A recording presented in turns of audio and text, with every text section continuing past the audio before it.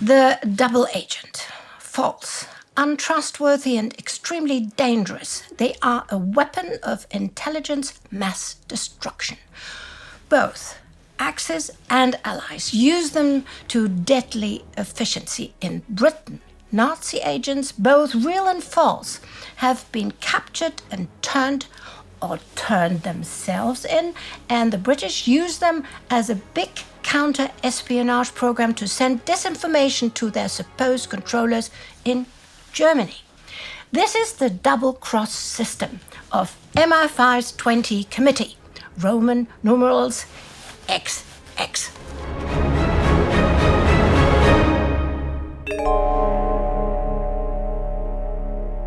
I'm Astrid Deinhard, and this is a Spies and Ties special from our D-Day 24 Hours series. The basis for the double-cross system is well summarized by John Cecil Masterman. Here he is, chairman of the 20 Committee responsible for the double-cross system. If the words military intelligence are flung at me, I respond immediately with weil me. Though only a cannonade and not a battle, Valmy was a turning point in the history of Europe. The Duke of Brunswick, invading revolutionary France, turned back. He did not know what was on the other side of the hill. There is the classic example of the failure of military intelligence, the failure to know. The function of an intelligence service is to know what are the intentions of an enemy, to know his plans and resources, the disposition of his troops and their morale. The double-cross system spans hundreds of agents, most of them not real in any way, and dozens of actual agents, very colorful agents. As we will see, it began in 1940, when MI5 captured one German spy after the other as they arrived in Britain and turned them. Soon, there were not a single German spy in Great Britain, and 25 German spies had become double agents for the British. As soon as the German Abwehr sent in new spies, they were captured and turned. It's similar to the German Funkspiel, where the Germans hold MI6 and SOE agents captive, forcing them to transmit false information, with one very big difference. Most of the double-cross agents are working enthusiastically for the Allies. In nominal freedom, soon the system attracts volunteers who either defect or have intended to work against the Nazis before they even contact MI5, and the system expands far outside of Britain into the very heart of Nazi German Reich. Then, as Masterman concludes, by means of the double-cross system, we actively run and control the German espionage system in this country.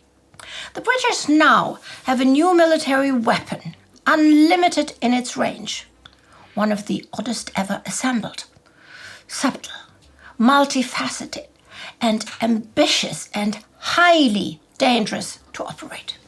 It has one main target: Adolf Hitler's brain. A weapon not based on engineering or science to destroy cities, take down planes, or sink U-boats. Instead of killing, it is set out to crawl into the Nazis' heads like a hydra, irritate and confuse them, manipulate decisions, gamble with egos and greed for power, create conflict playing with friendship and trust, suspicion and betrayal. Finally, masterminded illusions to set out a path to their ruins like rats behind the Pied Piper of Hamelin. MI5 Lieutenant Colonel Thomas Harold Robertson, or TAR for short, here he is, runs the operation of the double-cross system. With enormous trust, imagination, care, precision, and coordination, the Germans are fed carefully composed false information about the effects of Hitler's bombings, British battle plans, and Allied strategies. In the other direction, they are used defensively to obtain information about German military intelligence or to catch more German spies when they try to make contact in Britain. And so, slowly lull the enemy into believing he's running a huge espionage network in Britain, when in fact they have nothing. Tyre's team could not be more diverse in personality, character, and background. Most of them are adventurous, ruthless, daring, clever, charming, cautious, some criminal, greedy or desperate, none of them with the exact same motivation, but all of them willing to risk their lives in a secret historic undertaking. All of them face a nerve-wracking challenge, serving and pleasing at once two very powerful and dangerous masters caught in a deadly war with each other. To their Nazi handlers, they have to prove their trustworthiness and seem believable. To their British handlers, they must leave no doubt that they are committed to fight on the Allied side, to destroy the Nazis, and have no intention to blow their double identity to the Germans. In a funny twist, the Brits don't have to pay most of their double agents because the Nazis do. Ironically, happy to have such a splendid spy network in Britain, they pass their agents massive amounts of money. It's good bookkeeping for the British, but also a temptation for the agents not to bite the hand that feeds you. But most of them stay faithful, while the huge amounts of money are not always used for healthy purposes. A lot of the double agents have alcohol and drug problems. Not really surprising considering the pressure they are under. Every bit of information to the Germans has to be approved and discussed with MI5. When it's true, it's transmitted too late, making it verifiable but useless. When altered, so well orchestrated that it looks true, or so misleading that it is again useless. And all the time, the slightest doubt in their German handler's mind will collapse the whole operation and possibly end the agent's life. So, most of the double agents come up with a great solution. Blame somebody else. They invent fake agents, and lots of them, people that have never existed. Give them names, addresses, pets, and biographies. So, whenever information is dubious or proven wrong, they can always blame their sub-agent, was me, not to risk their own engagement. The double-cross system has one main goal: to end the war. This war that has by now cost the lives of millions of people has to be stopped. And now, in 1944, comes their greatest moment, or as Masterman will later write. From the beginning of 1944, all our activities were swallowed up in the one absorbing interest of the grand strategic deception for the Normandy invasion. The climax, which we had hoped for from the beginning, was approaching, and all other aspects of work sank into insignificance. At least for the time, it will be remembered that we had always expected that at some one moment all the agents would be recklessly and gladly blown sky high in carrying out the grand deception, and that this one great coup would both repay us many times over for all the efforts of the previous years and bring our work to an end. It all begins at the Tehran conference when Churchill sucks on his cigar, leans over to Stalin and mumbles, "You know, in wartime, the truth is so precious that she should always be attended by a bodyguard of lies. And Joseph Stalin dryly replies that this is what we in Russia call military cunning, referring to the Chinese general and philosopher Sun Tzu, who said that all warfare is based on deception.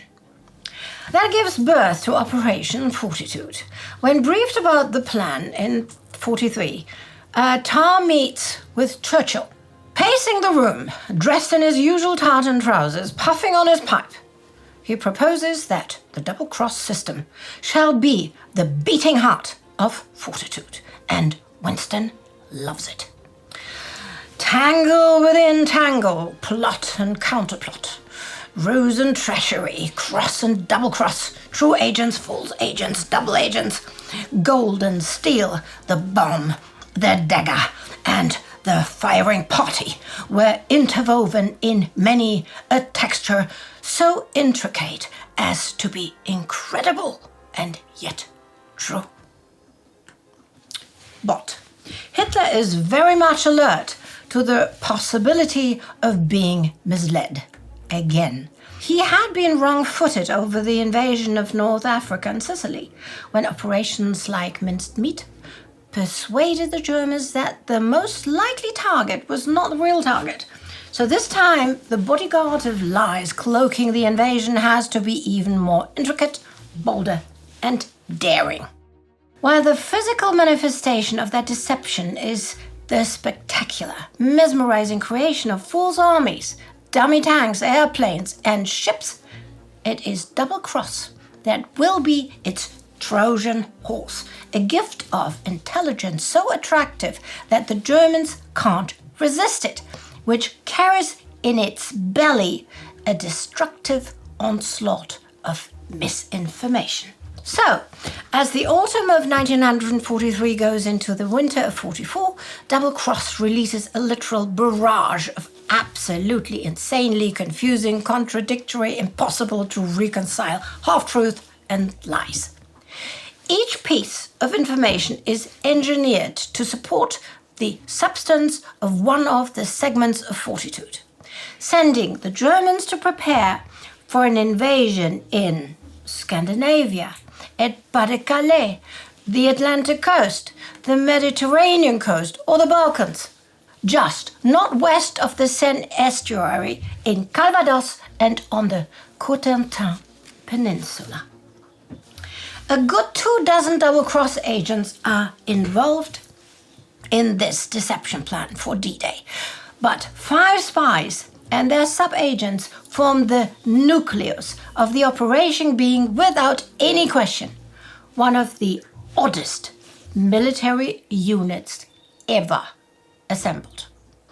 Elvira Concepcion Josefina de la Fuente Chadouard, codenames Bronx and Cyril, a bisexual Peruvian playgirl so bored with life she wants to do something fun besides gambling.